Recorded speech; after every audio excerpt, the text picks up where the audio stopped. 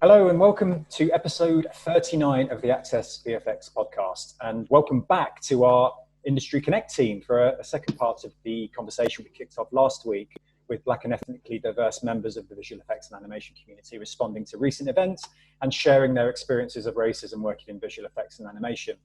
We agreed we'd regroup for part two, and here we are. And for those of you that are yet to listen to part one, and shame on you if you haven't, Nene asked the first question, and 90 minutes later, we didn't have time for question two. So with that in mind, welcome back to Nene Parsotam as co-host for this episode. Welcome, Nene. Give her a big round of applause. Okay. So Nene, over to you. Do you want to share a few words before we get into introductions? And then I'll go around the grid and make sure everybody says their piece. No, just going off the top of your particular introduction, I think we'll just go straight into it. If you haven't listened to the first part of this, I strongly recommend that you do go back and have a listen. It's very, very insightful.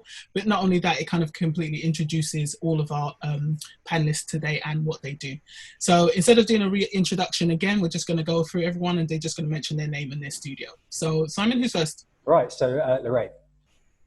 Hello, hi, my name is Larib Atta and I'm a digital compositor working at DNEG. I've been there for 4 years now. My recent projects I was involved with Doctor Who, Fast and Furious, No Time to Die, and Tenet, the recent one. So yeah, that's me. Welcome back, Larry. Michael. So cool, so cool. All right, my name is Michael Morgan. I'm an animator and I work in visual effects. I work at Cinesite right now in London. I've been there since the beginning of the year. And yeah, I jump around from studio to studio, from frame store, DNEG, and yeah, so that's me. Excellent, thanks, Michael. And over to Bimpe. Hello, I'm Bimpe Alliu, and I am a junior concept artist at Industrial Light and Magic in London. I've been there for officially 4 years now, starting off as a runner and worked my way up to becoming concept artist. Excellent, welcome back, Bimpe. And over to Hannah. Hi, I'm Hannah Wong. I work at Blue Zoo Animation Studio, and I'm a look dev supervisor. And I worked on a couple of projects, like the recent one being Paddington. Yeah. Brilliant, thank you. And over to Hayden. And you're on mute, Hayden. And there you go. Hi, my name's Hayden. I don't work at a studio. I work for the Arts Council as a social media strategist, and I'm also part of We Are Stripes.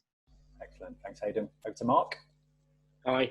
I'm Mark Pinheiro. I am a filmmaker for around 30 years now. I work in the visual effects industry as a digital compositor, and I just recently finished working at Double Negative along with Larib on a Christopher Nolan production. Excellent, thanks Mark. Kenny. Hey, my name's Kenny Addeh. I'm a freelance motion designer, but prior to that, dabbling in and out of freelance and permanent work. Last job being with the Mill. And I've been in the industry for about 7-ish, 8-ish years. Thanks, Kenny. Hello, Anne, over to you. Hi, I'm Anne Akande. I am a VFX producer, and I'm also the central production manager for the TV department at DNEG. And I've been at DNEG for about 3.5 years now. That's me. Thank you, Anne. Louise. Hello, I'm Louise. I've just finished my integrated masters in the art of visual effects at Escape Studios. Thank you, Louise. And Shanae. Hi, I'm Shanae. I work at marketing at Escape Studios. I also studied there on the visual effects course as well. Brilliant, thanks Shanae. And last but not least, Prince. Hello, my name is Prince. I work at Frame Store. I'm in my 5th year there. I work there as a compositor, and I started there as a runner, went through to paint and roto, and now I'm in comp. Welcome back, Prince. So that's all of our guests. Back to you, Nene. You want to kick things off? You're on mute, Nene. Sorry. Like I said, I think we're just going to go straight into it. In the last podcast, we all shared some of our experiences, everything from, feeling lonely when you get into an environment where you are just the only Black person to, looking at your colleagues with their microaggressions or asking, how they can trip you up or make you fail or whatnot. That was crazy. So obviously, as people from different ethnic backgrounds look to come into this industry, it will be good to hear from each one of you. What can you do? What can you advise people who are coming into the industry or already in the industry who are having some of the same challenges that you have? What advice would you give them to kind of like overcome them and keep going, basically? Who wants to start? I was going to pick someone. Anne? Excellent. I knew you were coming for me. Yeah. I think, first of all, for people who are just about to get in and people who are, just making applications, it can be very, disheartening when you don't get in, or when you just get an automated, like, sorry, we don't really have anything for you. And I think a lot of the times there's these barriers because, some people don't get accepted because their name sounds funny. Yeah. And this is a known truth, right? And I think it's don't give up. It's keep trying, connect with as many people as you can find. There's a lot of us out there that are willing to be mentors. So connect with people that will sort of help you elevate your voice. And for the people that are sort of juniors and just starting in the industry, don't be afraid to speak up. It is scary, but you need to speak up. Otherwise, you will not be heard. And your voice will just get drowned out because you are the minority. You are outnumbered. So in order for you to, and it is a difficult thing, we've all been through it. But I think one of the things is you need to speak up. And don't be distraught if you're just about to start. Just keep applying, and reach out to all of us. A lot of us want to mentor. So connect with us, reach out to us, and we will help you. We will recommend you. We will coach you through, what you need to do. But I think the main thing is don't be disheartened. There is a space for us. We deserve to be in the industry. It is not an elite group that need to be in the industry. We all deserve to be here. And also just speak up. It is so important to speak up. That's the main thing for me. Absolutely. It's a good point that you made about names, because I've had some of my mentees who have asked me if they should anglicize their names, so that they sound more, more English. And I said, no, don't do that.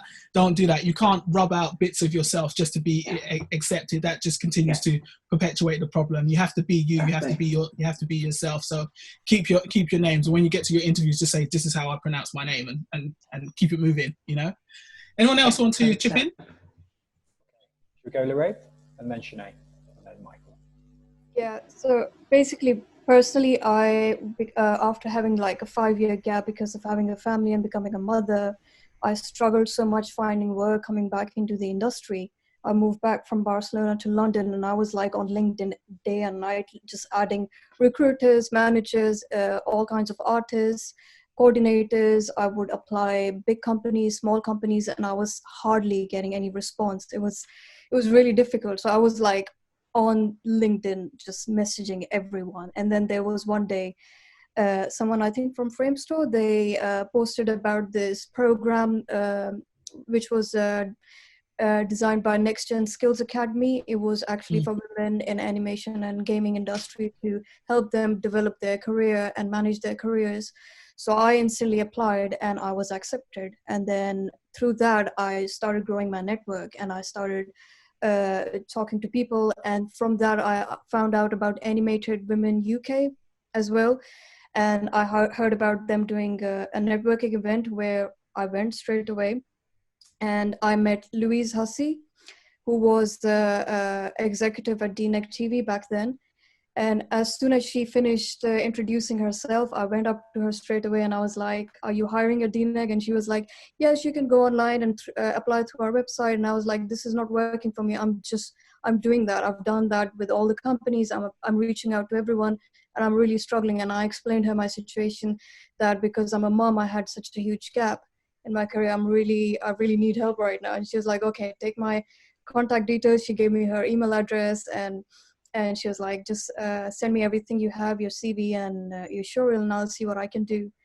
And I did that straight away after that, after I went home. And a few days after that, I got an interview from DNEG, and I've been there 4 years now. So it's really like, at the end of the day, we really need to be brave. We need to get out there. We need to speak to people. We need to show ourselves. And that's why we have Animated Women UK Access, VFX, Next Gen Skills Academies, certain platforms where we can reach out to people and make our voice heard. So just we really, really need to get up and be brave and have a courage to do that. Yeah. There's definitely support out there, isn't Fantastic. there? Yeah. Right. Shanae, you can add to the conversation. Yeah, I was just going to go on from what was said before about sort of not being yourself. So carry on sort of showing up for yourself. Because I feel like maybe this might be once you've gotten into the industry, or even just a bit before, I feel like don't suppress anything about yourself or your culture, because one, that needs to be stopped anyways, but two, it then doesn't help with like, it gives like a knock-on effect to then your white colleagues, where then it's not normalized to them. So I feel like once you start showing up for yourself and being proud of who you are and being confident of things about you, it then sort of opens that conversation where they have to be comfortable with it. They don't feel maybe awkward when you speak about things they might not understand.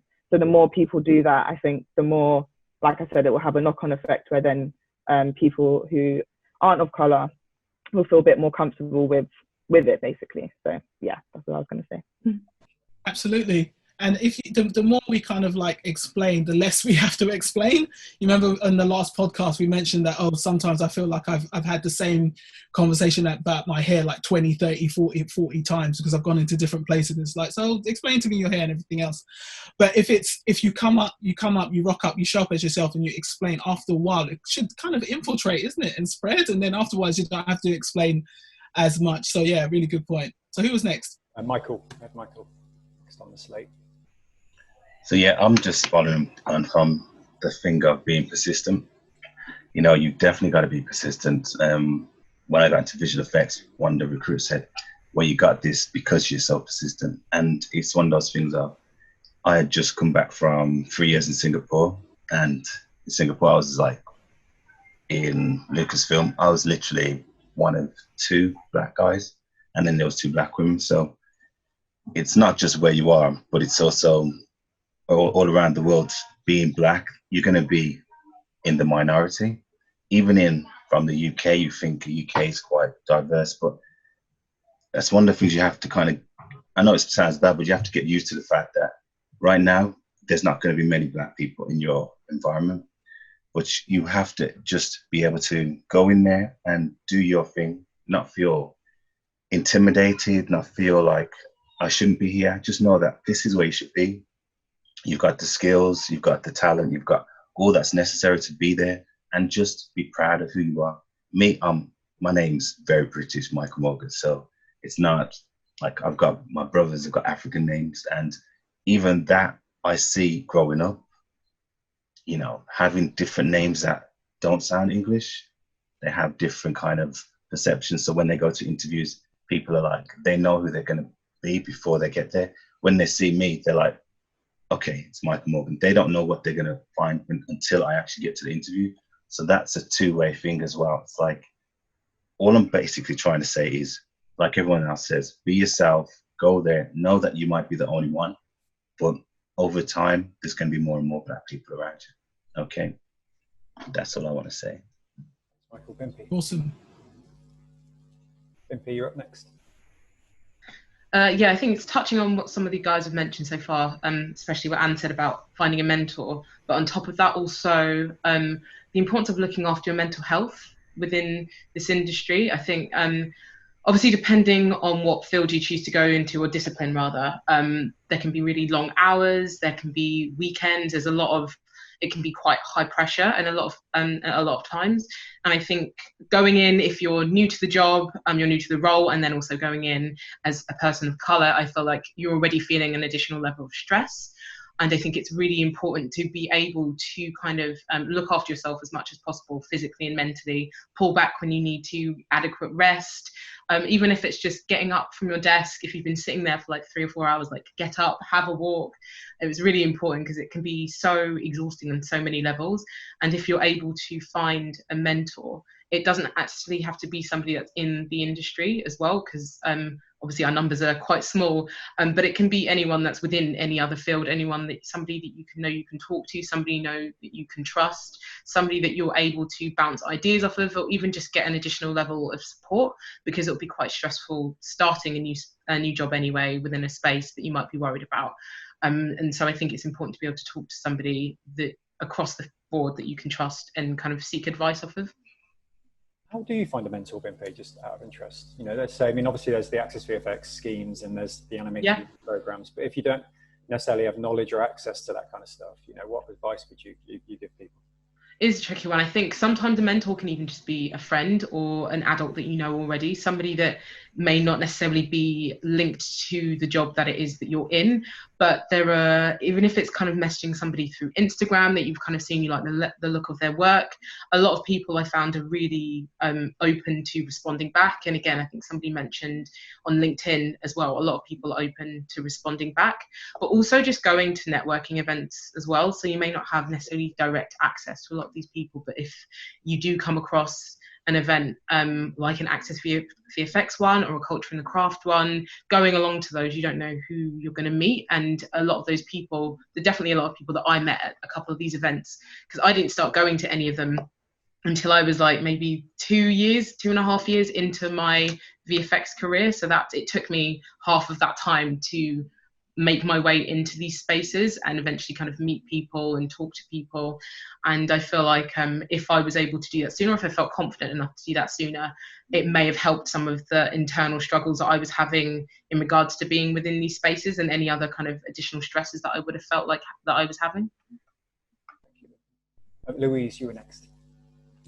Thank you, Prince. They said everything that I was going to say, actually. It's really important to have a mentor, especially if you're a student. It's really helpful for your mental health, because you can kind of go back to them and ask them questions. And it's also very good for like understanding like what direction you want to go, like if there's any opportunities and stuff like that. And then just finally, just networking is really important as well. Getting to know as many people as possible. Through LinkedIn, adding as many recruiters as possible, stuff like that. I'd highly recommend. Thank you, Louise. Hayden, you're going to add to the conversation. I agree with everything everybody said. Probably just a few tips on the mentoring side of things. When you're trying to reach out to people, most people are open to it. So especially if you could talk about their work, or if you can actually show that you've got a certain skill set or desire yourself, a lot of people buy into what you're saying. So when you reach out to them, also with networking, I know I'm not the best networker in real life. So what I tend to do is I try to find the key people I want to talk to at an event, and that's who I limit my networking to, so that I'm not there trying to think about who do I have to go and network with today, who do I have to talk to, and then you get kind of scared and then stand in your corner. So just try and find the key people you want to talk to, network with that one person, and then you've done your job for that day. So don't be scared to get out there, and don't be scared to send people messages on LinkedIn like everybody's been saying. Awesome. Prince, had your hand up earlier. Yeah, Bimpe covered a lot of what I was going to say, basically. Just mainly look for people who are like you in the industry, because you may think, there's not many of us, but once you start to have a look, you'll discover that there are people in the industry who speak your language, who are like you, who may have similar experiences to what you've gone through, depending on where you're from and your background. So it's very important to seek them out. And it does make you more confident once you see people like that, to attend the industries and to attend industry events and meetups and things like that. Because even for me, before, I used to think, there's no point. Why am I going to this? There's going to be no one there like me. I'm not going to turn up. That's going to be boring. But the more I did put myself out there and see people, whether it's on Instagram or LinkedIn or whatever, and people that were actually in the industry who kind of spoke my language, I was more encouraged to go and turn up. And then that then has a knock-on effect for the next person who thinks that they shouldn't be going, or that they kind of don't belong. So I think it's important to seek out those people, and they may even be, at Framestore is very big, so there's quite a few people who you can seek out if you are in a big company. But even in your own place of work, there may be people who are like you as well. So I think it's very important to make sure you're out there looking for them and connecting with them. Nice, yeah, nice. Anybody else? Because I sometimes do miss the nuanced kind of glasses kind of touch, or the little hand that comes up. Have I missed anybody out? Hannah, did you? Hannah's got a, yeah. I guess kind of elaborating more on, sort of what Anne said about, like speaking up and being persistent, and, what everyone's touched on. I can just kind of give my own example of, I've been able to, since working at Blue Zoo, I've been able to attend at various recruitment events and kind of represent for Blue Zoo and help recruit for different, departments, as well as I gave a few like sort of speaker talks for Look Dev, and how I've managed to do that is I always express my interest, whether that be to the CEO or to my head of department, like, if there's any sort of recruitment events, I'm always happy to help represent for Look Dev or my department. And it's kind of persistent, and I'll tell HR, like, for example, at Aniseed, I was managed to go to Aniseed to represent the company, but it's the fact that I kind of spoke on, just constantly showed interest. And whenever I do manage to go to a 10-day recruitment event to scout for Blue Zoo, I always express my gratitude to the people that let me, for example, like Tom Box and HR. Thank you so much. I would love to help out again. Can always constantly, it's more like from a positive interest, and sort of, it's almost like you want to sort of plant the seed, and that, when there's another recruitment event and they kind of shorthanded, they'll think, oh, Hannah's, I know Hannah's always welcome to help. Let's ask her. And so I've managed to, attend various events, whether it be for VFX and a seed. And I think I helped out for Access VFX before for like a school career with you, Simon, in the past. And, I always, it's kind of like trying to be persistent and in a positive and polite way, rather than sort of aggression, like, oh, why don't I get a chance? Come with it with more of like, I guess like a positive enforcement and just genuine interest that you just want to represent for your studio and company. And I think it kind of sort of helps that, because Blue Zoo's people and talent department is sort of small, so we tend to ask other artists from other departments to like help out for recruitment. So yeah, I think it's just constantly express interest. And I think another one is I managed to do a talk from a university, and I would maintain good relationship with my lecturers and just express, I would love to do a talk for university, and visit visit the students and kind of maintain that relationship. And then eventually I've done 2 talks for my as an alumni for that. And when I was a student beforehand, I remember all the visitor speaker talks were all I'll be honest, all white male, apart from the last one out of all my 3 years, apart from the last one in my 3rd year, was one woman. That was a white woman. So when I did do my talk, at the end, it was actually, there was a black woman that came up to me, a student. She said, thank you so much. It was a great talk, and it was nice to not see a white man. And she was a black woman. I was really happy that I was able to sort of represent her, even though we're not the same ethnicity. So it's just sort of being persistent, showing genuine interest, and kind of communicate with the people that Yeah, there's definitely something in that around careers events. I mean, there's an echo chamber that happens. I mean, I can speak from experience where you curate a panel, even when we launched Access VFX, our first ever panel I thought was really diverse, and it was Roshni and Leah who formed the other box off the back of it, which I'm always talking about, by the way. But they came to that panel, and there was no kind of women of colour on the panel, and I was completely oblivious to it, because I thought, I've cherry picked this diverse, and it was a great panel. But again, there's an echo chamber that happens for sure. So I think there's a responsibility on studios for anything like that. If you're role modeling anything, whether it be an obvious thing like a careers event or anything you put out, right? It's to make sure it's fully representative. Is that fair to say? Yeah, I think so. It's one of the things we can look at when we start speaking about how the industry can help, basically.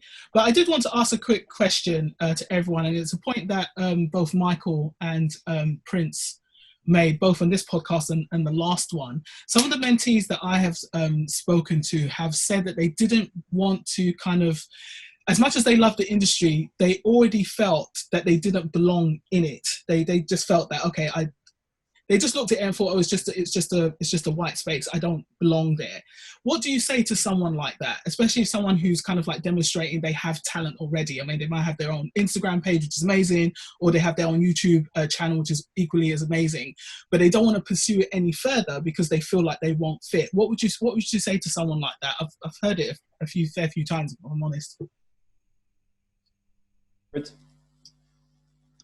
It's something that I used to tell myself, but I always used to think at the same time. My dad he was very encouraging when it came to this. He just used to tell me, like, people can't ignore if you're good at the end of the day.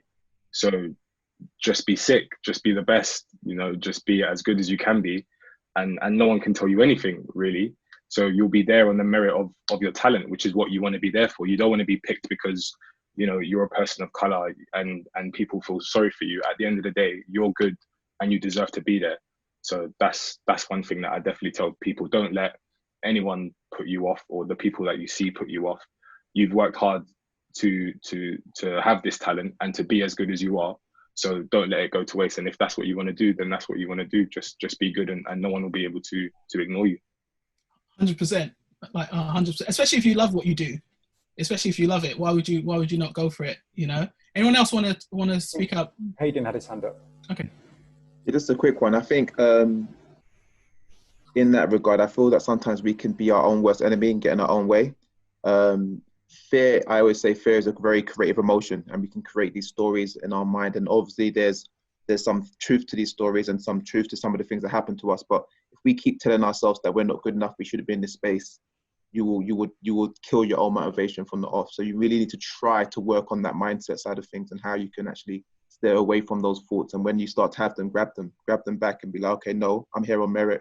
I've got the skill set, etc., etc. So it's just really try and work on the mindset with things like that as well. Yeah, awesome. Yeah, that's true. Because you can stop yourself if you don't believe that you can actually push through some of your challenges. You kind of stop yourself and just like, oh, I'm not going to do it. But I tell my mentees that the industry needs you. The industry needs your, diversity. It needs your diversity of thought. It needs your diversity of experience. It needs it to continue to create actually really cool and compelling work. It can't just be, homogenous and just one voice speaking for everyone. So I tell them, just keep going for it. Anyone else? Several hands up, actually. Anne and Louise. So let's go Anne, Louise, and then Hannah, and then Mark. Thanks. I think, so I'm going to say something that's a little bit harsh initially, but I think sometimes people need to remember that the industry, the world, is not waiting for you to come to them. It's not waiting for you to catch up and go, I belong. You have to be hungry for what you want.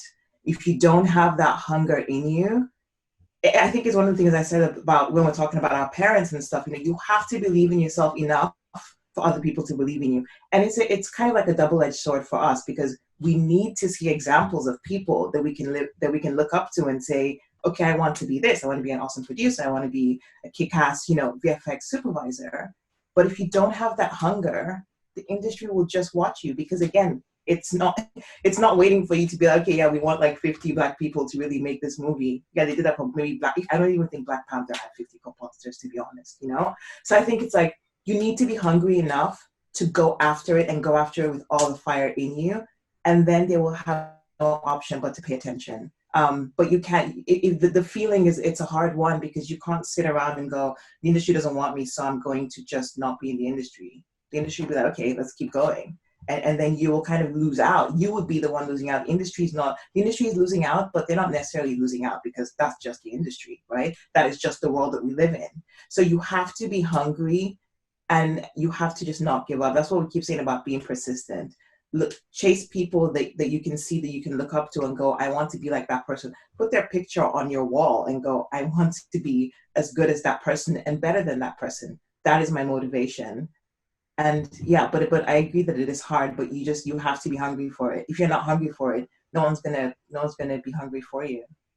Love that, 100%. Love that. Who's next time? We've got Mark's hand was up. Yeah. Hello. Yeah, I think it's one of these. Good question, really. It's I think it's in some ways the idea of feeling that you don't really belong there. It's very understandable, but I think the joke is that everybody in the industry is pretty much suffering from imposter syndrome. It's a bit like when you hear actors talk, you know, how, oh, I never thought I'd win an Oscar. I never, you know, it is such a validation of my talent. The kind of thing is that you'd hear. There's a lot of people in the industry who came in through a number of different avenues, having a lot of different background skills, previous occupations, trying their very best to make a go of it. And, you know, you would be no different. You're amongst, you know, the similar company, really. Getting into the industry is one thing, isn't it? I mean, the other thing is staying in the industry. You know, you don't have permanent jobs. So you work by contract. You work on temporary positions. So the idea of getting into the industry is something that you will have to do possibly month after year, who knows, but on a very frequent basis. This is a regular part of your work, of your job, of your vocation, your career, constantly trying to get back into the industry, trying to get a job. And you have to be prepared, I think, that it might not always work out for you. And so you have to have direction in your life to know where you're trying to get to. And just because this vehicle, this job, this company has closed the door on you on this occasion, you still have to find another way around to get where you're going. So it's just something you need to become skilled in. It's not just a one-time only sorted. It's something that you have to be very skilled and, you know, versatile with. Fabulous. Yeah, good stuff. Yeah, good stuff. I got Louise in the queue. Got a few people to get through. Yeah, so basically this is something that I struggled with, and I mean, I've come from an artistic background. I've always done painting, even before I did 3D modeling and sculpting in Maya, but just kind of figuring out what I wanted to do.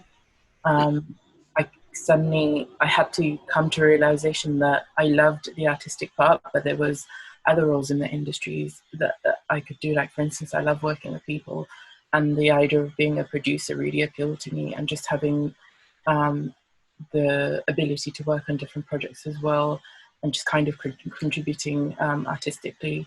And on my journey to becoming a producer, I then got my mentor, Emma, who's been amazing and has really guided my path and just kind of increased like my idea of what I can achieve. So I would kind of strongly recommend sitting down, having to think about what you really want to do, and yeah. Thank you, Louise. Hannah, we had you next up.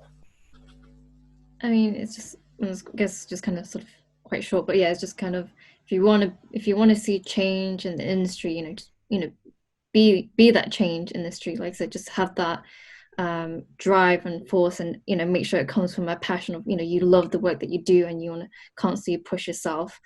Because yeah, I think as we all kind of agreed, the industry won't wait for you. You have to be that change to make that happen, and obviously that's probably why many of us are here today, to push for that change. Yeah. Bimpe. I just wanted to bring up something that Mark had actually said, just about imposter syndrome. It's a very, very real thing. But I think within any industry that you go into, I think we're always going to be walking into unknowns. We're always going to be doing things that we may not be used to doing. We're always going to be worrying about whether or not we can do something within a space. But as some of the guys have said, like, if you're passionate about something, why give that up? Why let that fear be the thing that takes you away from doing something that you really love and that you really want to do?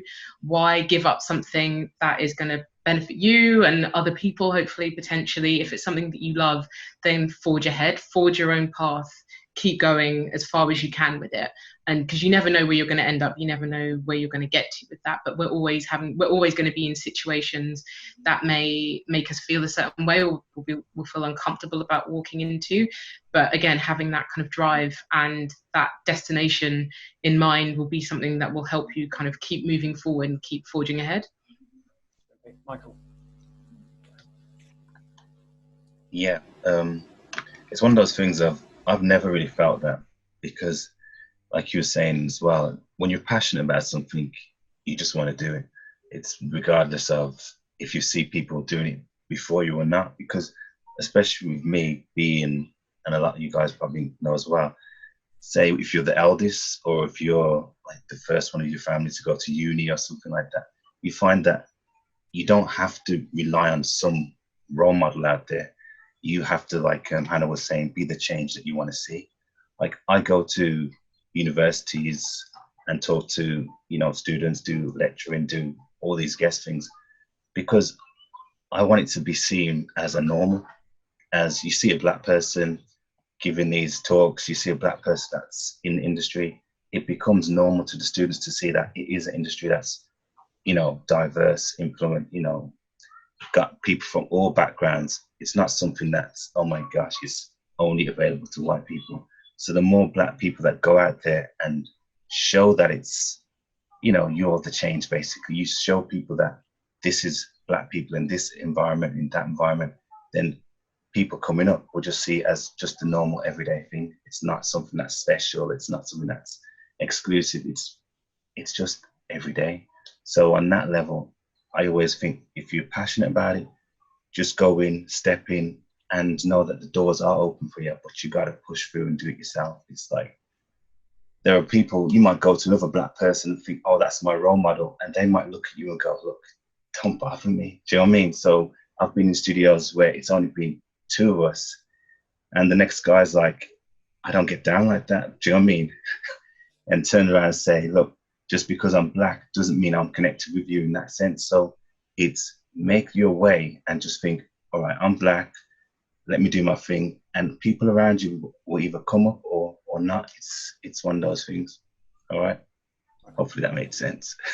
Yeah, it did. It did. Mark. I just want to, I want to be a bit realistic here, because it's good to, I think it's lovely to be able to tell people what they've got within their control to try to improve their situation. But so much of our success is beyond our control. It's in the hands of other people who have got the control.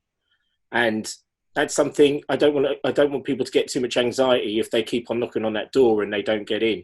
I mean, you know, hope springs eternal, really. You know, if you keep on going, eventually you might get in there. But, you know, you've got to get past those gatekeepers that are the ones, you know, providing you entry, and there's a lot to get round, you know. If they don't know you and they're not familiar with the kind of person you are, then the only thing they've got to greet you with is the stereotypes that are perpetuated around society, you know, and you've kind of got to get over those in order to show that you're an individual, a unique character, a talent, someone worth hiring. You know, once you're in there, it's going to be brutal. Let's not muck about here. The industry is not, it's not daisy in there. It's brutal on a day-to-day basis. And if you are of an ethnic background, you know, you will encounter, it is not you might, you will encounter harassment. You will experience bullying.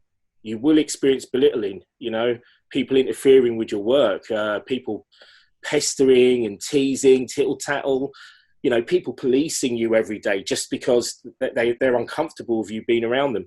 These are the things that you have to somehow get on top of, you know, and still deliver the best work you possibly can.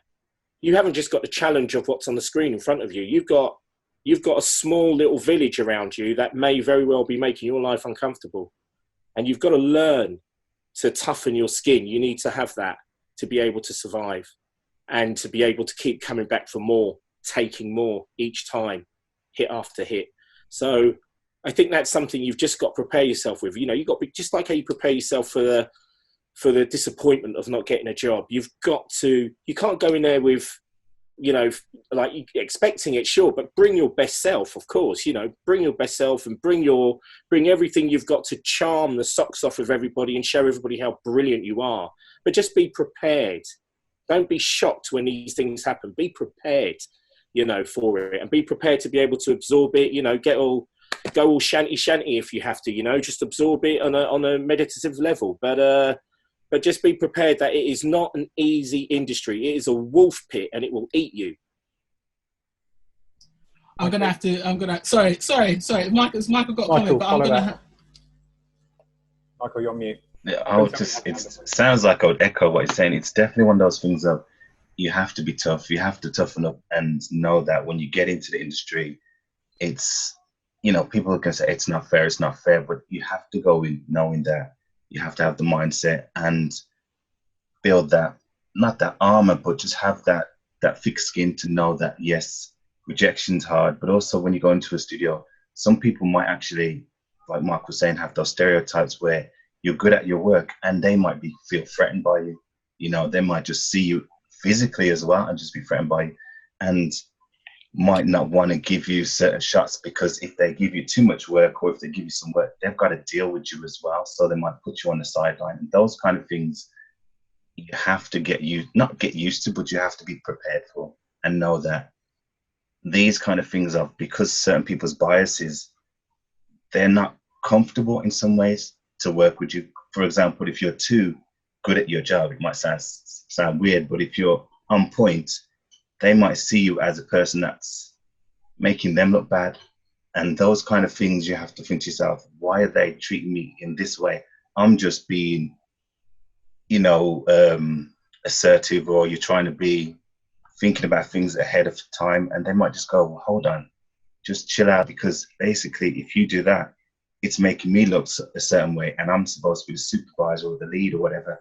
Just calm yourself down and things like that. So I don't even know what I'm saying, but it's in that sense of just knowing that there will be these kind of clashes with different kind of cultures and different kind of people when they see you. Okay. Mark. I mean, just to pick up what Mike was saying, you're absolutely right. You know, because the industry is pyramid shaped. You know, there's only room at the top for one person.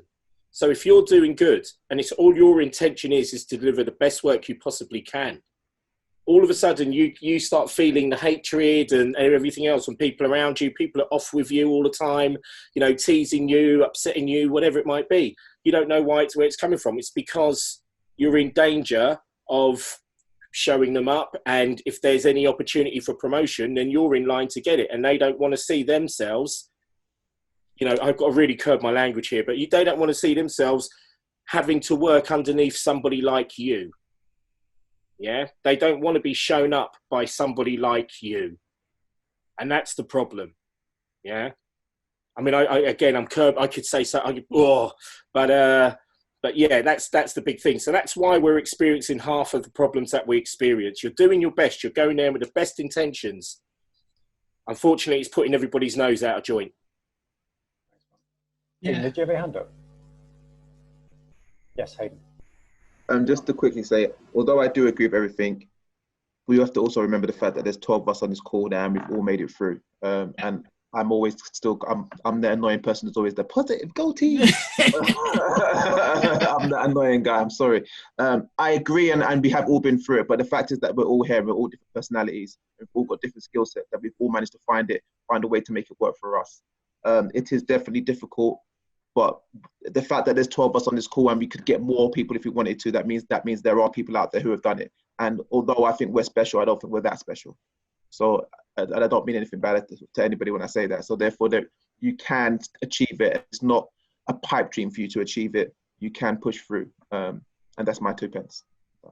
I actually agree with both of you, but I am actually appreciative, Mark, that you've actually said what you said. And I think it's because there is a way that people can romanticize the industry and just think that, oh yeah, it's all, you know, flowers and rainbows and chocolate and plantain, and it's not. Basically, you will actually come up against these things, and I think it's good to remind people about that as well. But Hayden, on the flip side of that, on the same side, on the different side of the same coin, basically, it's like, yeah, there are people who have made it, and I think that's important to communicate as well, because people need to see people like us. It's like, yeah, we have made it, we can make it, we can continue to make it. So it's good. So it's a good balanced sort of response there. I like it.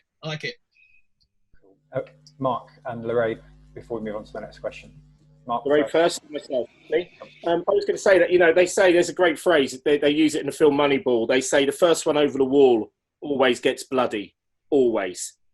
And the thing you've got to realise is that each and every time, because there's not many ethnic minority people working in the industry, you're all the first. Every time you go in there, you're going to be the first person. And that's basically going back to what I'm saying, that it's going to be brutal. So just bear that in mind. The first person over the wall always gets bloody. Always. Thanks, Mark. Larib.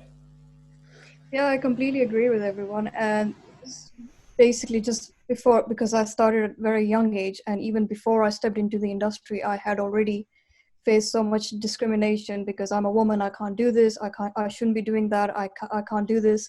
So I was already kind of prepared mentally. So when I went to do the industry, when I started the course, VFX course Escape, seeing all white men, I was like, this is the least of my concerns. I was like the only young girl there, and I was like, I'm gonna put my head down and I'm gonna do my best. I will do what I love doing, and I'm just not gonna, I just started to have I do not care attitude. I'm not gonna care about my surroundings.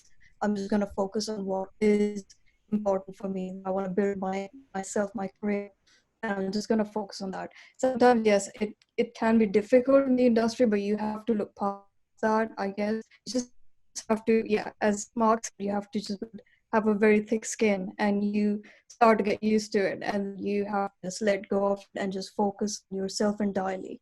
That's what I'm gonna say. Absolutely, and because absolutely, and because we are people from different ethnic backgrounds, we've got to have almost an even thicker skin, because we're not going into an environment that is always welcoming to us as well. And again, that's why I agree with Mark's point. You know, you have to, as much as you love it and you can do it and you can make it, you do have to be prepared. Because I've had, again, some of my mentees have gone into massive corporations and lasted like 1 year, 2 years, and they come out and it's like, oh my God, I didn't realize it was going to be like this. And I think it's because there was no one to prepare them. You know, to be forewarned is to be forearmed, isn't it? You know, so if they know that they know that the industry is going to be like this, at least they can kind of like, you know, dig their heels in and say, yes, I'm going to come up against these challenges because people have told me about it. But these same people who told me about these challenges have told me that I can overcome them, and they have actually got to quite a high level. So yeah. So just on that, Mark, it was really good leading actually, because we have spoken about what our community can do in order to kind of like prepare themselves and get into the industry. What advice you would give for some of them having these challenges. But I think now it's time to put the onus back on the companies. Because of all the events that have been happening over the past couple of weeks, you may have seen across social media and everything else, the kind of knee-jerk reaction, I would call it, to what's been happening. And companies just releasing statements and going, yeah, we stand in solidarity, etc., etc. And then you're like, okay, you know, we can look at your board or look at your employees, and you know, you can't really see your kind of like actual day-to-day kind of lining up with the statement that you're now blasting all over social media. So what would be good to talk about now is some of the things, some of the actions that businesses can take, real actions that work at both grassroots and board level, that companies can take to support people from ethnic diverse backgrounds in the industry. So it's not just lip service.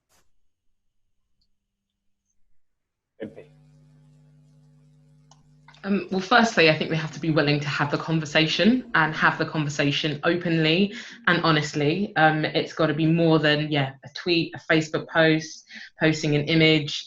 As you said, it's got to be action, not just words. And that involves talking about it. That involves actually taking a look at your workforce.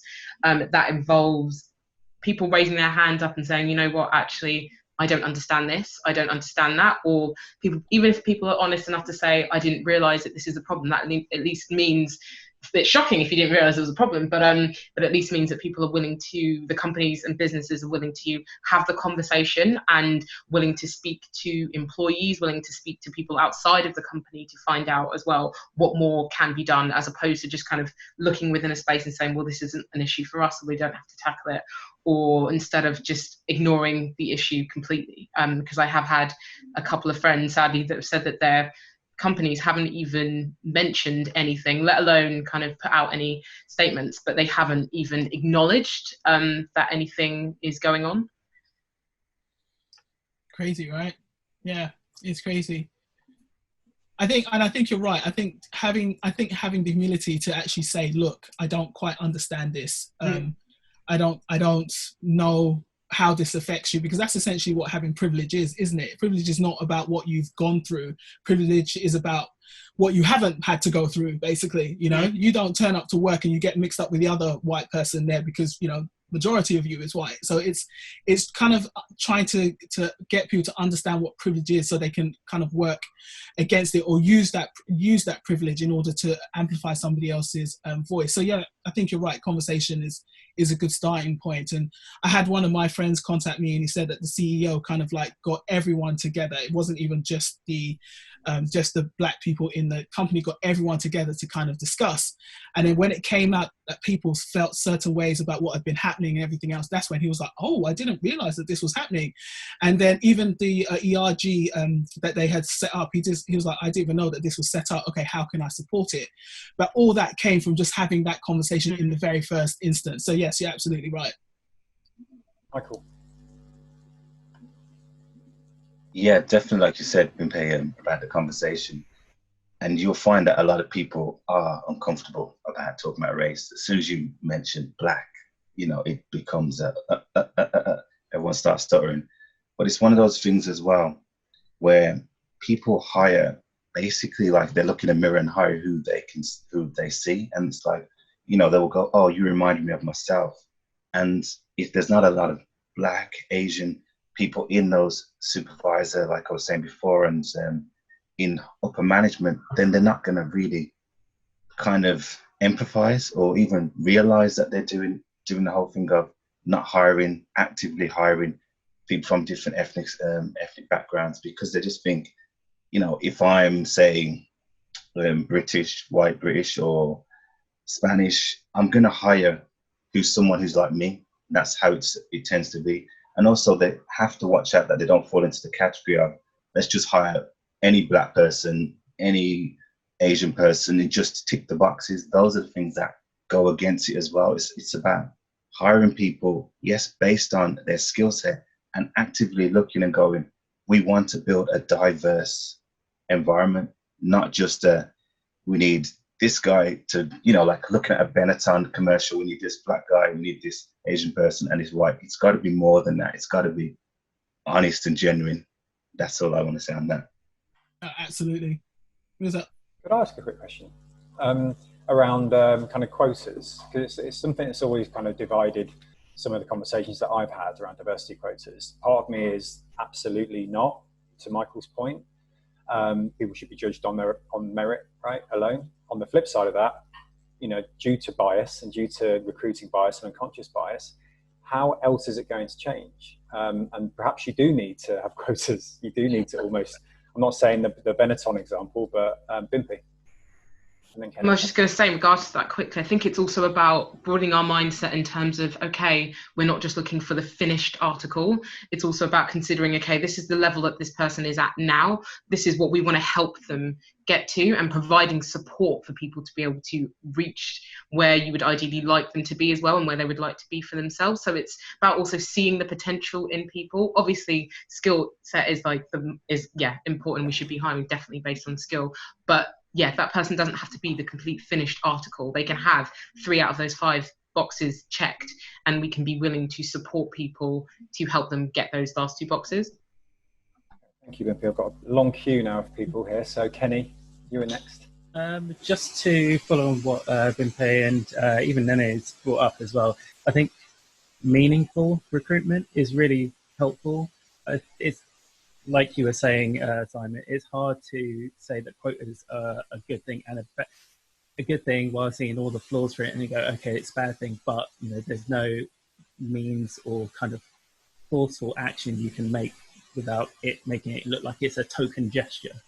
I think that's a really hard discussion to have to, I guess, talk around. But I think the problem is that companies don't have those discussions.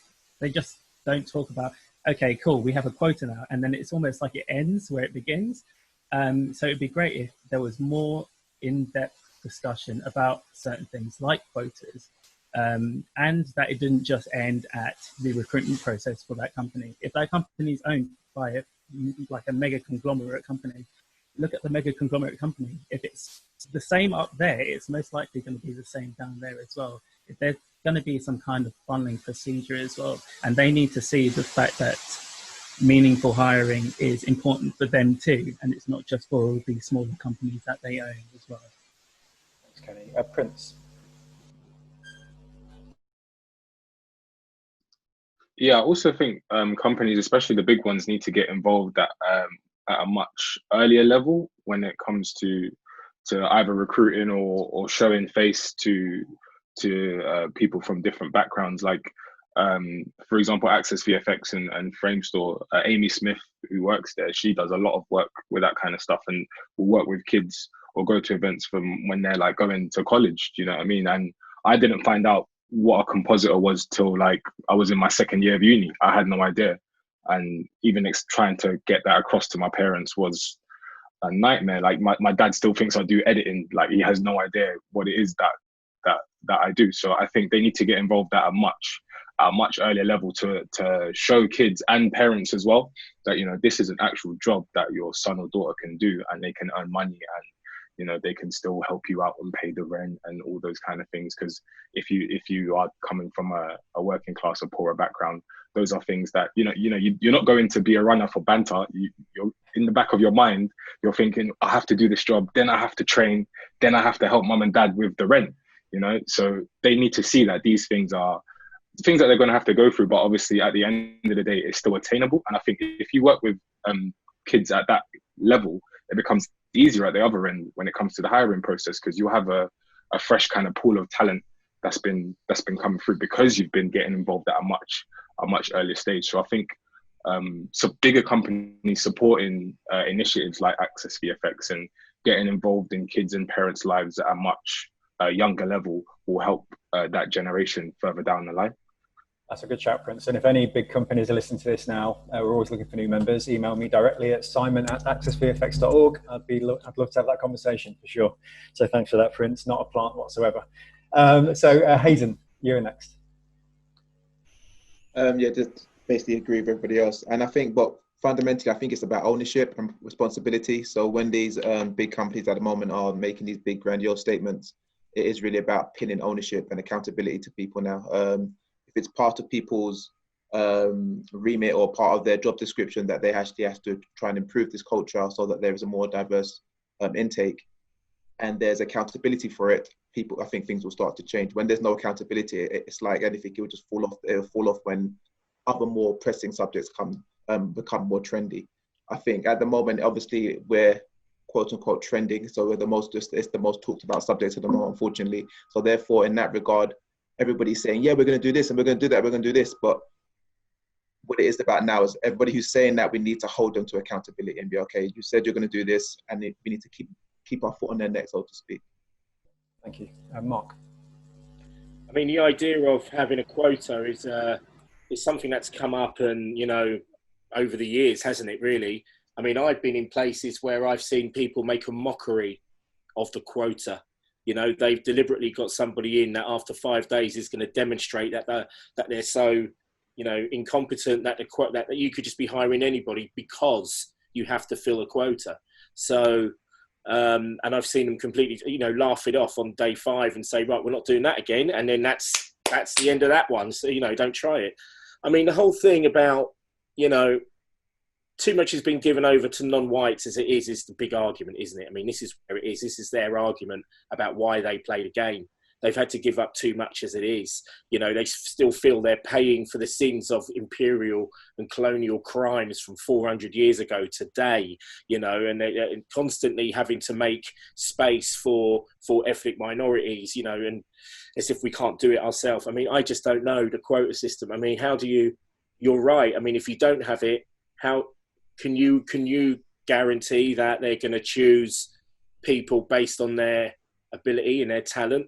Or do we still need to have some kind of allocation and then choose the best people to fill that slot? I mean, I think the quota thing, the whole idea stirs the pot a little bit more, makes things a little bit more complicated, I think Kenny's point on kind of meaningful recruitment work, because I think you need more than just unconscious bias training, I've found. Having worked in this space for a long time, you can changing mindsets takes time, and sometimes you do need kind of a short shot. I'm not saying that again. You know what I mean? Yeah, I mean, I wish I think it's maybe the only way. I do agree. I just highlighting that it's also the problem. It's also very much the problem. Thank you, Mark. Michael, you had your hand up a while ago. Prince, coming to you too. Yeah, it's just basic that it's one of those things of it's hard to say what to do when it's not cut and paste, it's not cut and dry, it's not black and white, it's not like that. It's one of those things of you choose people based on the talent, but it's the people that are choosing, you know, like I said before. So it's trying to make sure it's diverse and inclusion meaning people are actually promoted and are at the top as well, because unless, you know, you have a diverse board at the top, you're not going to get it at the bottom either. You're just going to have it where it's just going to be one-sided all the time. You know, I was watching something on on the news when they were talking about how many black people do they have in the current cabinet, and the guy was umming and ahhing and he couldn't answer the question. I think they had probably about 2 or 3. And then one of the black people that they recently recruited was head of ethnic minority. You know, it's like you get the one black person to be the head of the black, you know, the gate to let the black people in. And that becomes an issue as well, because it's like you make up this job for the black person, but it becomes, yeah, it's this whole quota thing and everything just becomes a bit, it doesn't make much sense to me. So it's a hard one. Thanks, Michael. Anne, you had your hand up a while ago.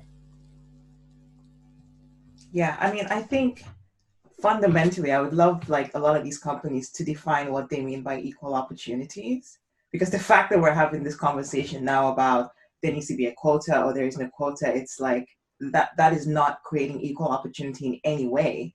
So, and I agree with everything that you guys are saying. You know, when we go back to who's doing the hiring, when we go back to who's running the interviews, when we go back to, you know, who's drafting the contracts, everything it's mostly white people, right? And so that creating equal opportunities means you have to look at everyone and say that person comes, and just because they're black, just because they're Asian, I will give them exactly the same opportunity as this person that comes and they're white. And the only thing that will differentiate them is probably experience, right? That is creating equal opportunity. Right now, there is zero equal opportunity. All those companies that have actually tweeted or posted, you know, or emailed their employees are all dishonest. I'm not saying all of them, but most of them are just quite dishonest, because it is, what have you actually done? Do you know the names of your black employees or your ethnic, do they actually know? Like, do all those bosses, have they had a conversation with them and gone, guys, I know this is kind of troubling you guys and it's affecting your mental health and you have to work. Let's just sit down again. I mean, someone brought this up earlier, and then we just hear you out. That is creating equal opportunities, right? But they are not doing that. So fundamentally, it's like, we need to kind of go back to what is the reason for actually being in this industry if we're not going to be seen as equal with everybody else? Because then again, I know we say this, the system is rigged, but the system is rigged. And I think another thing as well, just to bring it back to reality, is these things will take time. It's not going to be like everything is going to change like next month and they're going to start hiring a whole bunch of it's going to take time. It might take years before we actually see the impact. But I think having the conversations now and actually having that momentum now that we have it's probably going to make a dent and it'll do something. But we can't be tired. Like I said before, we have to keep, and the conversations are hard. They're not easy. People don't want to hear it. But again, it's, look at us, we've made it. So we need to keep creating those opportunities for people that are coming back after us. And we also, as much as it's hard for us as well, we need to keep fighting those battles. We need to pick our battles, but we need to fight for the battles that really do matter. But I think really companies need to really define what equal opportunity means. That's good. That's good. Kenny, you had your hand up. Yeah, I think one of the key things that kind of comes to mind is specificity. And what I mean by that is when something big like what happened a couple of weeks ago happens, I feel like Nene was saying, a lot of companies kind of jump on the bandwagon to be seen as on the right side of history. But if you think back to when Me Too happened, that was very much the same thing. A lot of companies jumped on the bandwagon, even knowing that they had issues in their own company, jumped on the bandwagon to say, hey, we don't agree with this stuff. But you need to, and then a lot of initiatives were brought in, but they weren't brought in with specifics in mind. So I think one big company, I'm not going to say their name, but one big company I saw on LinkedIn said, hey guys, we finally reached 50-50 equality of men and women in the company. And I was like, okay, that's great. And I looked at the article and they didn't say where they were hired. They didn't say if they were at the high end or if they were at the very low end. They didn't give any specificity. So I think that's also going to become a problem in the future when they say, hey guys, everything's equal now. We've hired this many people in the workforce. This is what is the norm. But then if you look at the actual industry and you see all the people of ethnic origins are at the bottom end of the rung and all the other people are at the very top, it still hasn't changed anything. It's still in the same issue you've got. So I think specificity is a huge thing that needs to be outlined, especially for companies. And it shouldn't be a thing where it's a knee-jerk reaction because something happened. It should be talked about frequently. It should be mentioned all the time. They should always have it in the back of their mind for huge meetings, for the people at the top, always thinking about their workforce and about how to make stuff fairer for everyone. Because in the end, everyone thrives, I think. Everyone thrives. I think that's what Anne said before, that everyone thrives when there's equality. Okay. Shanae. 100%. Sorry, Shanae, you had your hand up a bit while ago. Yeah, I was just going to go back a bit of kind of similar to what Prince said about kind of being at the forefront of where the people are coming into the industry. So obviously working at a skate studio, so working in an educational industry institution, we are kind of the ones that are bringing the future artists or supervisors or whatever they turn out to be. So I feel like all educational industries or anything that's at the forefront of bringing people in, even if it is the recruitment of those companies, do need to kind of similar to what people have been saying, like have these conversations about what's next. Okay, this has happened. What are we going to do? And do it. So for example, things like communications, social media, pictures being put up, success stories being told, events or whatever, actively put people from BAME backgrounds on there. And I think what happens is we do tell our white staff or our white employees, okay, this is stuff we can do. We can put, the next picture up of, include someone who's Asian or Black. But then when it comes to that employee whose job it is, they might feel awkward to do it. And like, am I only doing this? Yes, you are only doing it because you've been told and it needs to happen. It's fine. Go through the folder and find that image, or go and find the success story of a Black woman or something like that. And I think that's what needs to happen. It's stop feeling awkward about it now and actively do it, basically. Thank you, Shanae. Bimpe. Yeah, businesses need to learn to get used to learn to become comfortable with being uncomfortable, and everyone needs to be able to hold themselves accountable. And as Anne said, like, this is something that's going to take time, but they've got to be willing to invest the time. They've got to be willing to invest the money. And by money, I don't just mean donating to one cause or this cause. It's donating money in terms to how that's going to look like in terms of donating money towards your communities, or investing in mentorship schemes or sponsorship schemes for people. And again, like touching on what Prince said, that starting at an early age, there are different kind of levels and layers to it. There's what we can do now, and then there's what we can kind of do to essentially help rebuild the foundation. We won't be able to change the structure of the institution as a whole on a global level, but at least within our industry and other industries, we can attempt to start to rebuild some of the foundations that exist already, and that is by investing time and money into our communities, into talking to parents, into talking to students, into sponsoring kids, into getting out into communities and kind of showcasing that this industry exists and how we can help, aligning students with mentors, and again, that emphasis on talking to parents and getting them, and so they're able to know and understand what this industry is, what this industry looks like. Yes, it does make money, that yes, their kids aren't going to be starving artists. And I think that it's so easy to kind of just say, okay, well, we've donated money to this, but actually acting on this properly, actually investing the time and knowing that it's going to take time, but being okay with that and accepting that it's going to take time, and that it's, again, as Anne said, that it's not going to be all sorted in a year or like 2 years, but at least attempting to lay the groundwork and rebuild the foundations. Thanks, Bimpe. Louise, you're next. I guess I agree with everything Shanae said. She used to be a student ambassador just like myself. I'd probably say, like, firstly, I think diversity in places of mentorship, like mentoring programs, it would be really useful, like in education institutions, because it kind of offers people coming up and newer students, and maybe just prospective students, somebody to look up to and somebody to go to if they have any problems. Secondly, I'd probably say, like in roles such as student ambassadors, I'd once again strongly recommend that they kind of have a diverse set of students to represent people, because I've seen people from like maybe UCAS events and then just kind of seen that whole trajectory they've taken. Like now some of them are in maybe second year or third year. So like, and some of them might feel comfortable enough to come to me if they have problems, if they need advice. So I think I would kind of strongly recommend that. Thank you, Louise. Prince.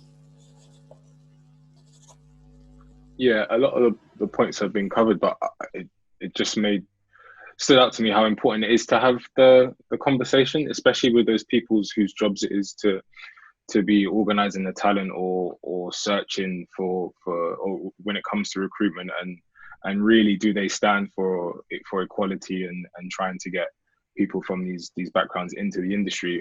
A few of my friends saw the episode 1, the first podcast we had, and they said that, you know, they had really, really bad experiences with HR. They don't trust them. They'd never speak to HR again, because the people in those places don't operate in the interests of the people, but for the company. And I was like, oh, that's, you know, that doesn't surprise me, but it's sad at the same time. And whereas for me, I feel very lucky because I have people like I mentioned, Amy Smith before. You guys know she's an absolute legend. And after seeing the first part, she messaged me straight away. She was like, oh, if you need, you know, to talk to senior management about what's going on, or blah blah blah blah blah. You know, you have that platform, anything you need. And it's not just that one time. She's been like that throughout the whole of the time that I've known her at Framestore. So I think having people like that in those positions who, you know, are going to actually not be told to give people a voice, but actually do it off their own accord and get involved with these initiatives are very important. So the people who are in the higher positions need to, if they're going to post a black square or tweet about it, you need to actually look like, oh, what's going on in your workforce? Where is that person who's going to give that person a voice? If you ain't going to do it, then where are the people who are actually doing it? Are they there? So I think those questions and the conversations do need to be asked, and those positions definitely do need to be looked at as well. That's great. Hannah. I think I want to kind of continue from, I guess, sort of Louise and an earlier point that you made, Prince, about sort of targeting, you know, even earlier and earlier stage for students. But I think we should even go even younger. And what I mean by that is sort of the type, you know, the media that we put out on TV, like TV series, and when children grow up and watch, you know, whether it be a film and they don't see themselves represented at such a young age, you kind of get sort of very subconscious sort of influence about how you feel about yourself and how you stand amongst a majority of other people.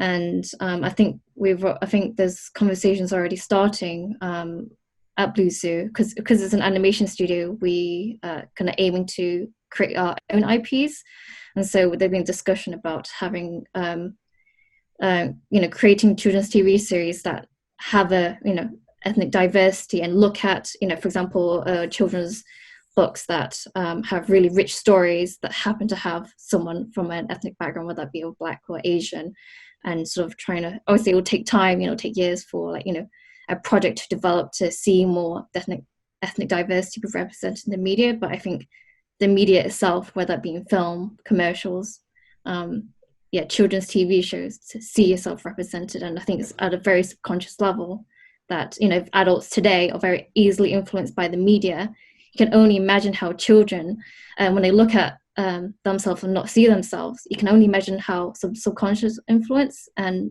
we're in a generation more than ever that children are taking in media at a rate like more than ever. So I think that's something that's really important. That's a really good point. There's almost another episode just on-screen representation, right? Hayden, I know you've been waiting patiently.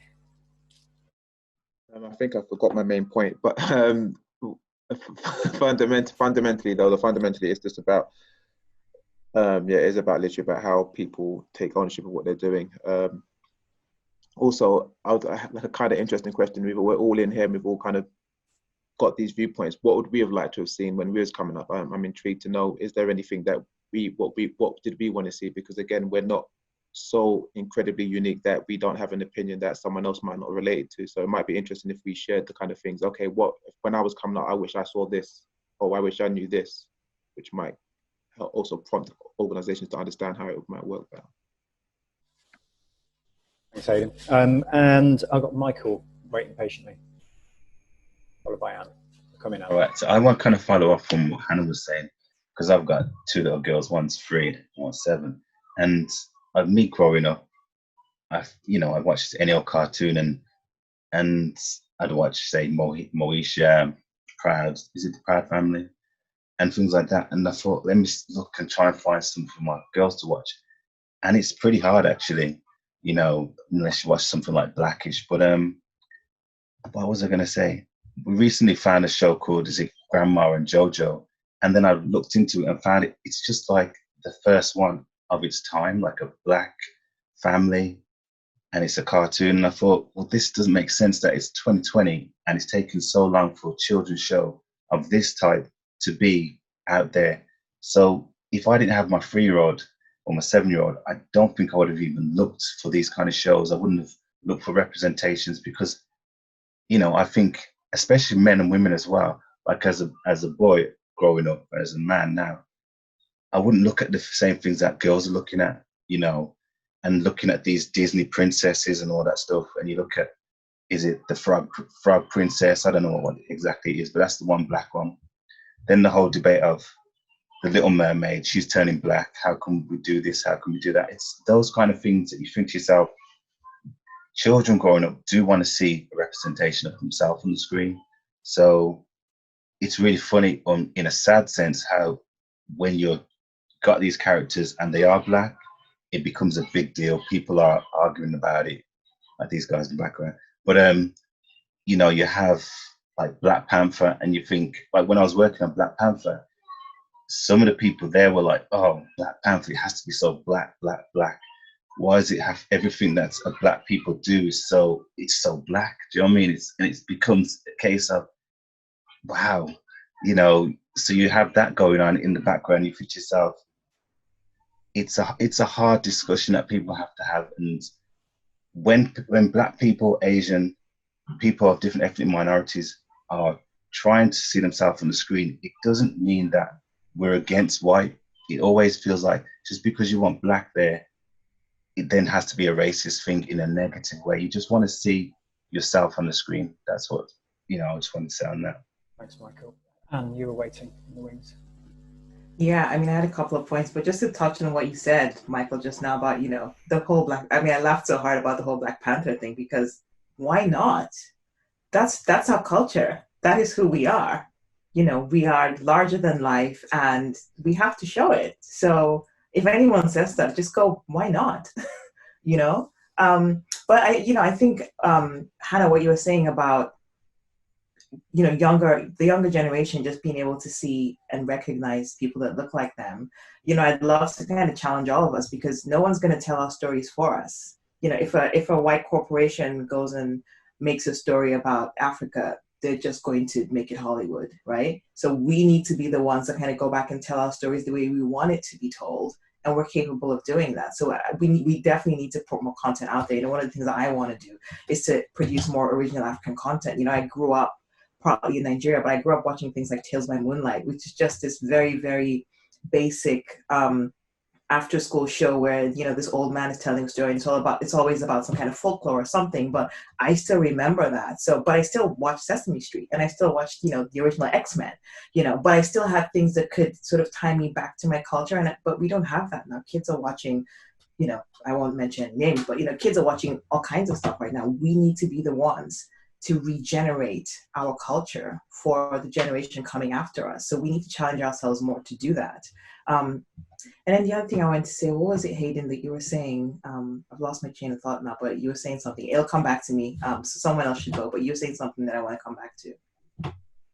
So, Mark, well timed. Going back a little bit, I don't know if this is going to be one of the last things said. Hopefully it's a positive thing. But going back to basically what Kenny and Bimpe were saying about how we can maybe improve the policies that the companies work with, I just want to say that having worked for 30 years, I can tell you that things are improving. Now, as much as they are improving, companies are addressing, new ideas, new policies, and I think it's largely and thankful to the Me Too movement. I really do, because there was a very sharp rise in wokeness within the whole industry as a result of that effort. And, it's also very much an example that it's not all within our power. I mean, if the problems needed to be fixed were all in our capable hands, we'd have fixed them by now. They're not. I mean, the changes that need to come from their end. And you can see how swiftly things adapted as a result of Me Too once companies, saw that. So every company I've been in over the last 10 years, every new company has been a better experience than the previous one. And that is going without a doubt. So, and also finally, what you're doing now and all of this awareness that we're putting out there, it's making a huge effort. I mean, I'm sure you all received emails and maybe some correspondence over the week about the first one. I received a heartfelt email from a visual effects supervisor who was genuinely taken aback by the braveness that we put out to speak out here today. And I think that, more of this is just the challenges on the companies, basically. The challenges on you to see how you react to what we're doing here and what's being said. The challenge is on you now to see how what you do. Thank you, Mark. Anne, did you have your hand up? Yeah, I did. Just to follow up on what Mark said, I did receive a very, very, really warmed my heart from a lady in HR in a big visual effects company. And she messaged me and she said, just seeing people like you being able to speak out makes me less afraid to speak up in my own company. And I messaged her and I was like, that really just warmed my heart. And if that is something that we can do and just create these little ripples, we're doing a great job already. But I wanted to go back the question that Hayden asked about what would we have liked to see? And I just wanted to answer. I think looking at my career now, I would have liked to have had the type of boss that I have now all those years ago. And what I mean by that is just a boss that is able to see me for who I am, allows me to be vulnerable. I told my boss that you have seen me cry way more times than any boss that I've ever had. And that is not a bad thing, because there's just that level of honesty where I can go, and there's a level of honesty where he's like, he gives me the freedom. And freedom is such a powerful thing, to be able to own your role, but also to be able to make mistakes. And it's okay for you to make mistakes, right? To be able to there's some really woke white people out there, as what I think was when Mark said woke, they triggered what I was gonna say. But there's a lot of my mentors are actually white people, and they are very woke, right? And they have been able to support me. Another one of my mentors is my oldest brother. Every single job application I've done ever since I started working has gone through my oldest brother. Every single one. I would always send it to him with my cover letter and go, what do you think? And then, he would send it back to me. And even interviews and things, I would always check in with him. But, just having someone in your workplace that not necessarily doesn't look like you, but gives you the freedom to fail and fail again and has your back. Even when you don't think they have your back, they're having your back. I wish I'd had that 10, 11 years ago, because it takes, and again, this is why it takes time, and everyone coming into the industry has to realize it's not just going to be rosy from the beginning. It's going to be really hard. You have to have thick skin. But I wish I did have, the kind of examples and mentors that I have now. I wish I did have them, way back when. So that's what I wanted to kind of end with. That there are some genuinely woke white people out there that will have your back too. Thank you. Yeah, it's true. No, it's true. Like Simon, I would just point out is, one of those dudes who actually gets it. There are some out there who get it. There are some who would use diversity as a means of kind of promoting themselves and trumpeting their own horn and everything else. But yeah, which kind of like just makes you go crazy. But they are actually easy to spot. And then you have the ones who are like Simon, like Amy, who you mentioned, Prince, who are not afraid to give other people the platform so they can talk about the issues and everything else. That's the difference. That's the major difference, you know. So yeah, that's great, guys. I think in terms of me coming from my background, obviously advertising, and then obviously the work that we do with We Are Stripes as well, I think there's a couple of things I could say to the industry. And I would say, first of all, be honest with your data. Just like what Kenny was saying earlier, is there's no point going, oh yeah, we've got 50% like equality, and he's like, okay, cool, break that down for us. Let's see what that actually looks like. Let's talk about the pay gap, shall we? Is there a pay gap? Just be honest. It's going to be uncomfortable, but you need to be honest. I really like Shanae's one about championing and sponsoring the black talent that you have in your company, or the ethnic diverse people that you have in your company. Speak up for them, put them forward for things like, Hannah, for like panels and speaking roles, and go into universities and whatnot. Showcase them, sponsor them, be their champions. It's very difficult sometimes to speak to some Caucasian people and say to them, we are not trying to take anything away from you. We're not here to take anything away from you.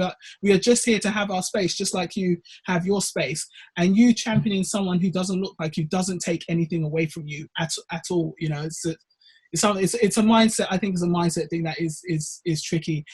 In terms of recruitment, I think, again, to your point, Kenny, I think with recruitment, I think companies need to tell the recruitment companies that they work with what exactly it is that they want. They can't put the onus on the recruitment company, because the recruitment is just like, I need to get my commission and go home, But if the company is like, look, this is what we want, and if you don't deliver, we're going to go somewhere else because there's more of you, I think then recruitment companies will take it a little bit more seriously. But then the last thing I will say is that in terms of the black employees that you have at your company, I don't think you should then put all the onus on them to now set up ERGs and everything else if that is not their day job. I think you should need to hire people who can look at your D&I and your initiatives and everything else as consultants or whatnot, or as a separate job role. I don't think it's fair to kind of like say, okay, I am a art director, but okay, Nene, you're black, so you need to look after this as well. It's a lot to put on someone, especially if that's not their job role.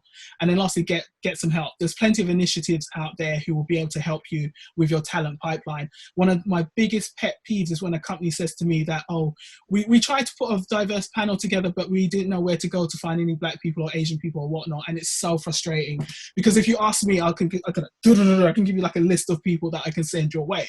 The difference is that my connections are different from yours. So if you want my connections, you need then to connect with me. So it's about not being lazy, basically, and actually, reaching out to people who can actually help you. Yeah. What do you think? No worries. I wanted to throw in a piece just to conclude and bring, because obviously it's overrun again. So thank you so much. Another feature-length episode. To conclude, I'd like to use this opportunity to put out another call to action.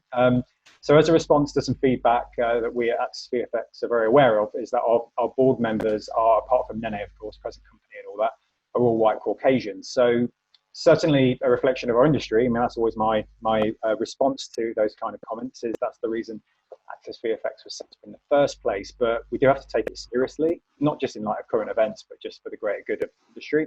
So we'd like to change that by asking if anybody would like to put their name forward as a new board member, please get in touch with me. I'll give out my email address. Okay, so I'm not expecting lots of spam, might get a bit, but my email address is simon@accessvfx.org. I'll repeat it again at the end of this little blurb. So obviously we're keen to increase our board membership. We're looking to increase it by 2, and to diversify the board, we would strongly encourage applications from BAME candidates or people from diverse backgrounds. So the call to action is, this should go out on Tuesday morning, or will go out on Tuesday morning. Please email me by midnight on Friday if you're interested. It's not a job application, but just drop me a note, just say you're interested and why. Simon@accessvfx.org. And the first order of business will be to begin the process of mobilizing an industry. I don't like the term BAME, but for want of a better term, an industry BAME network. So much like we did last year with the LGBTQI+ community and the birth of QVFX, we want to do the same for the BAME community. I think to everybody's point on the podcast, everybody's talked about getting through to kids, getting through to young people, getting out to schools, increasing mentorship, doing more see it, be it, and I think it needs more weight behind it.